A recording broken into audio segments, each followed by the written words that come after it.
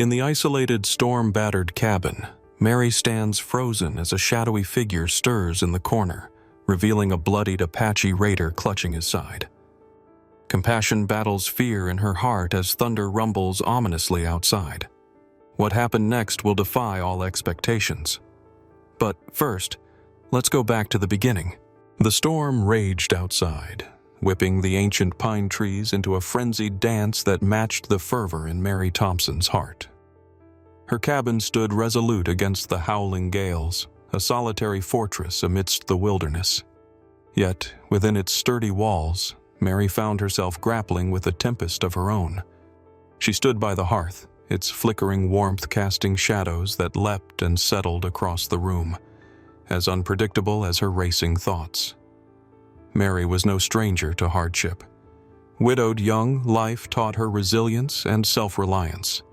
Through each trial, she had emerged stronger, with a steadfast resolve that only the isolated frontier life could forge. But nothing had prepared her for the unexpected presence of an unconscious Apache raider, Nathan, sprawled on the worn rug before her. Blood stained his tattered clothes, and every shallow breath seemed to fight against the cruelty of fate. Fear had been her first response. Her late husband, Charles, had often spoken of the raiders, those relentless shadows that haunted the edges of homesteaders' lives, driven by desperation and conflict. Yet, as she looked at Nathan, his rugged features softened by vulnerability, memories of Charles's words echoed in her mind. "Everyone deserves a chance, Mary. We're all just seeking to survive in this relentless land." There was an undeniable fear, a primal instinct warning her of potential danger, but that fear was met by another powerful emotion: compassion. It stirred within her, a deep-seated empathy for the wounded man before her, whose circumstances she did not yet understand. Nathan wasn't just an enemy or a threat.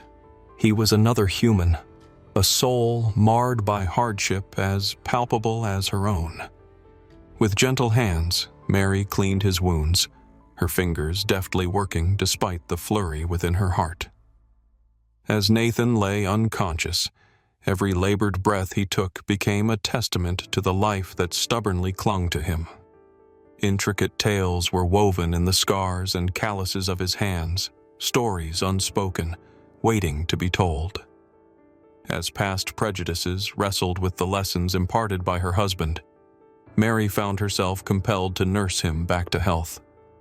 Hours blended into days, and Nathan's condition slowly improved.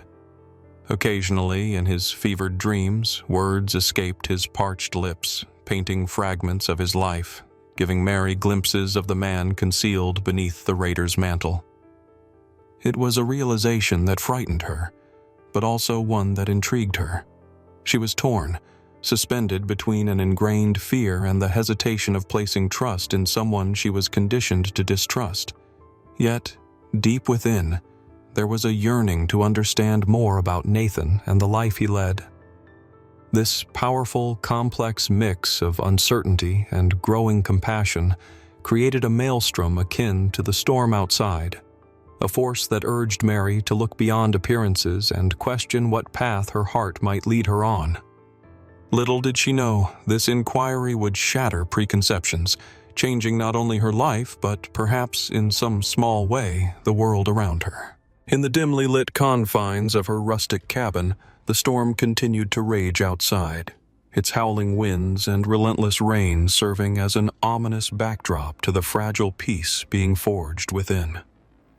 Mary Thompson sat by the dim glow of a single lantern, her gaze fixed on the stretcher-borne figure lying across the room. Nathan, the Apache raider, lay there bandaged and feverish, his breathing steady despite the lingering pain of his wounds. It had been several days since she had stumbled upon him, crumpled at her doorstep, desperately clinging to life. Initially, she had hesitated, torn between the instinctual fear of harboring a perceived enemy and the nurturing impulse her late husband had instilled within her. The townsfolk were oblivious to her secret. She had taken great pains to conceal Nathan's presence, knowing well the scorn and suspicion that would befall her should they learn that she was sheltering the very embodiment of their fears. But as Mary diligently tended to Nathan's injuries, changing his bandages and soothing his fevered brow, she began to see beyond the label of raider that had been so unceremoniously affixed to him. During Nathan's lucid moments, their eyes would meet with a questioning intensity that seemed to bridge the vast divide between their worlds. In those silent exchanges, a tentative understanding began to form. As Nathan's strength returned, so did his voice, and with it came the stories, gripping tales of his past, painted not with the bold strokes of aggression, but with the quiet hues of necessity. He spoke of his homeland, the droughts that had left his people desperate, and the raids that followed. Desperate acts born not from a desire to sow chaos, but from the unyielding need to survive. Each word he uttered chipped away at the unyielding wall of prejudice Mary had built. The picture Nathan painted was not of a soulless marauder, but of a man driven by the unrelenting forces of survival and love for his kin. He spoke of a longing not just for food or resources, but for peace and the chance to be reunited with the family from whom the chaos of conflict had estranged him. His voice, at times barely a whisper, was tainted with the ache of loss and the faint hope of reconciliation. Mary found herself drawn into the intricate tapestry of Nathan's life, each thread revealing the shared human experiences of hardship and hope. Compassion blossomed in the soil of her heart where hatred had once thrived. She listened, not just with her ears, but with an open heart, absorbing the content of Nathan's character. In him, she saw echoed the struggles of her own life, of love lost and found, of silent battles fought within the soul. Mary's once unyielding prejudice unraveled, giving way to a newfound empathy as she realized that, beneath the surface, they were both survivors in a world that had not been kind to them. As the storm outside began to wane, so too did the tempest within her, leaving a calm acceptance in its wake. As winter's icy grip began to relent, the small cabin nestled on the outskirts of the frontier town gradually transformed from a place of secrecy and tension into a sanctuary of burgeoning camaraderie. The once meticulously maintained dwelling, previously exuding an austere solemnity befitting its singular occupant, Mary, now resonated with the rhythmic creaks of mended floorboards and the inviting aroma of simmering stews. These small transformations mirrored the growing rapport between its two unlikely residents. Mary, the resilient widow marked by her quiet strength, and Nathan, the wounded Apache raider turned tentative friend. Under the muted hues of the afternoon sun filtering through aging curtains, they orchestrated their daily rituals. Mary found solace in routine tasks, relishing the cheerful clink of mismatched crockery as she served their simple meals. Nathan, despite the lingering remnants of injury, found purpose in chores often unnoticed, from repurposing neglected shelves to reinforcing the wooden framework weathered by countless storms. Each act, mundane yet significant, laid silent foundations for an unspoken alliance, built not from necessity, but from a shared understanding that transcended language. Their interactions were punctuated by laughter that reverberated through the walls, melding with the crackle of the fireplace. Humor became their common tongue, binding their stories. Mary's tales of a childhood spent exploring endless fields with wild abandon, and Nathan's recounts of his people's traditions, rooted deeply in the land surrounding them. As trust deepened, the space they occupied together felt less a temporary refuge and more a home, a concept both feared forgotten. However, the fragile peace they nurtured was not immune to the sharp scrutiny of society. The moment the townsfolk caught a glimpse of Nathan through Mary's window, curiosity gave way to outrage, manifesting in whispers that grew into an uproar as the news spread. During errands to the general store or church meetings, Mary found herself under the quick, cutting dart of judgmental glances and overheard murmurs of betrayal whispered behind hands. Once welcomed as a respectable widow, she became an outcast in the eyes of the community she once called her own. The startling accusation of treachery, a narrative woven swiftly by tongues eager for drama, stung harshly against Mary's carefully preserved sense of justice. Yet it was not resentment that Mary harnessed in the face of exclusion, but an unexpected wellspring of resolve. Her soul, aroused by injustice, bolstered by Nathan's tacit solidarity, fortified her determination to stand firm for what she knew to be right. Though the town's derision battered her resolve, their bond remained unyielding, strengthened rather than eroded by the siege of disapproval.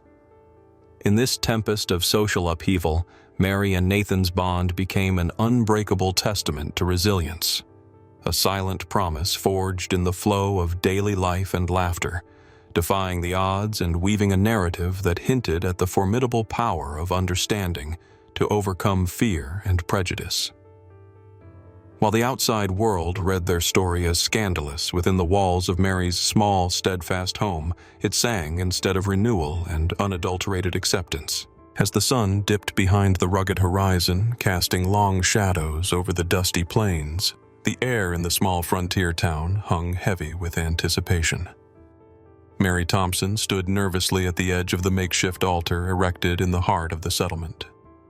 Her heart raced, not from the typical flutter of a bride on her wedding day, but from the weight of obligation.